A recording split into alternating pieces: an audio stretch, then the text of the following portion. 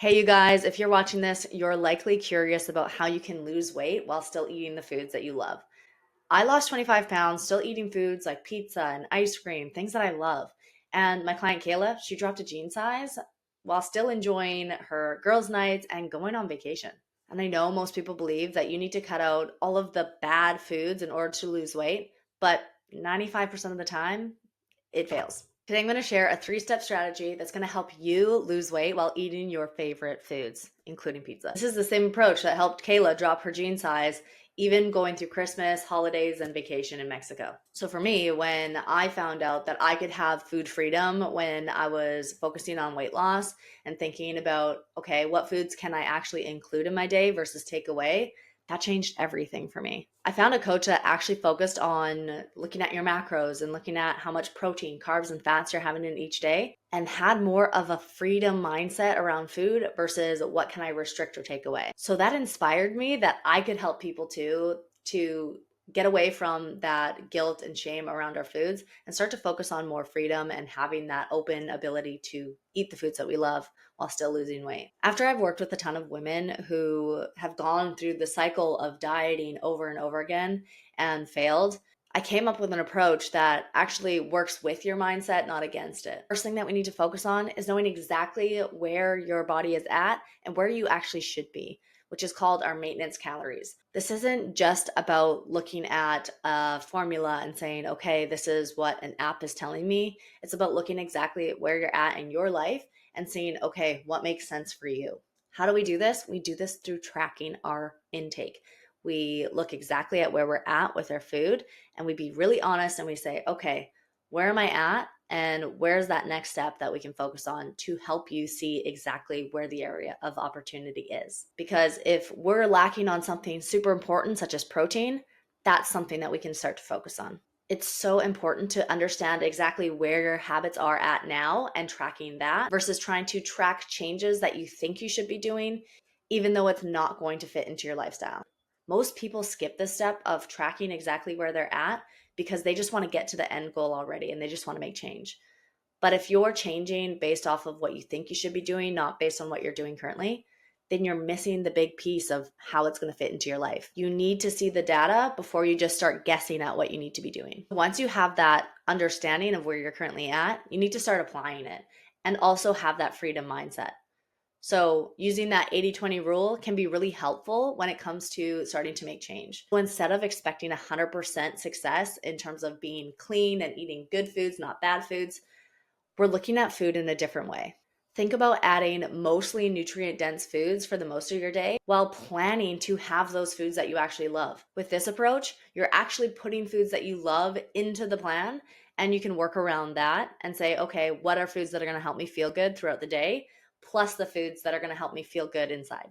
So, for example, if you're thinking about calorie wise and the 80-20 rule, say you're eating 2,000 calories a day. That's 400 calories, 20%, that you can add a little bit of flexibility in your day so that you can enjoy something like ice cream or maybe it's a glass of wine. And you don't have to feel guilty about it because it's a part of the plan. This is going to prevent you from thinking, oh, I'm going off the rails or off the wagon because you're making it a part of the plan and you're being aware of your choices. So, for that other 80% to support that 20%, you can have a high protein breakfast of egg white scramble with veggies, maybe some turkey sausage with that, and a slice of whole grain toast. Then go into lunchtime thinking of having a giant wrap filled with vegetables and chicken and making sure that it's really satisfying for you. And when dinner comes, you can enjoy something like a pasta with meat sauce. And you know that if you add a bunch of veggies on the side, you're really supporting your overall goal while then having that snack in the evening of ice cream and feeling super satisfied at the end of the day. The third thing, which is super important when it comes to being able to lose weight while eating foods that you love, is to master that reset mindset that we often go to, which is, I messed up. I'm going to start again on Monday. If we can shift our mindset to say, okay, I maybe have indulged a little bit in this meal. What's that next meal going to look like for me? Maybe I'm going to think about adding protein to that meal if I wasn't going to already. We think about things in a way that we're going to say, I'm going to add something to that next meal versus take it away, because then we're not punishing ourselves. We're not getting trapped in that all or nothing mindset. And the thing is, we often overestimate how bad we really were. So if we're tracking that and being very aware of like what our choices are giving us, we're probably going to realize it's not as bad as we thought, which is then going to help you feel a lot more positive, taking that next step forward and saying, you know what, tomorrow for breakfast, I'm going to make sure that I have that high protein breakfast and feel really good about starting my day with a lot of quality energy. So, by being aware and tracking our progress, even if it doesn't look perfect, that's how we start to make change with our mindset around food and how we can now take that flexible approach into the rest of our lives without feeling like we're trapped. For example, I have a client, Alana, who was traveling for almost a solid month for work. She was nervous about going out of her routine and into something that she completely didn't know. But because we had a solid base of tracking and knowing exactly where she was at, she was able to go into that with a flexible mindset and saying, I'm going to make the better choice 2 out of 3 times at least every day, so that it doesn't create this, I have to be perfect or I'm completely off the rails, right? So that's where we can start to really make some big changes, even in our routine or out of our routine. And I know you're thinking, oh, but wouldn't it just be so much quicker if I could just get rid of all the bad foods and like lose weight like that? But if it hasn't worked in the past of being super restrictive and you lose all the weight and then it just comes right back, wouldn't a more moderate approach work where you think, okay, it might take a little bit longer, but at least I can still incorporate some of my life into this process?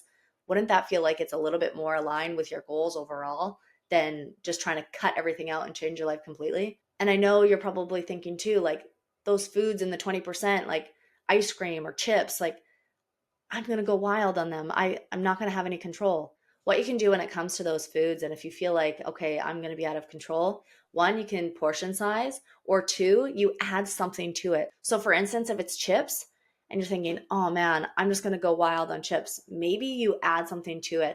Maybe you're adding pepperoni sticks and cheese alongside your chips, or maybe you're having yogurt and berries before you have that portion of chips so that you're feeling satisfied and full after you enjoy that. I've actually created a free guide that you can go through and you can learn exactly how to start tracking your food and be more aware of your intake and how you can start to incorporate these strategies into your weight loss progress. The link is in the description. For anyone who wants personalized support, I help my clients make small changes that are going to be sustainable for long-term success in losing weight and still enjoying the foods that they love through my 12-week program, where we address your specific challenges and goals and help you have that last long term. Because if Kayla can get through Christmas and go on vacation and go on girls' nights and still drop 10 pounds in a jean size, then you can too. And I want to hear from you. Comment below the food that you think you have to give up in order to lose weight. Don't forget to like and subscribe so that you can learn more tips on how to lose weight while still enjoying your life.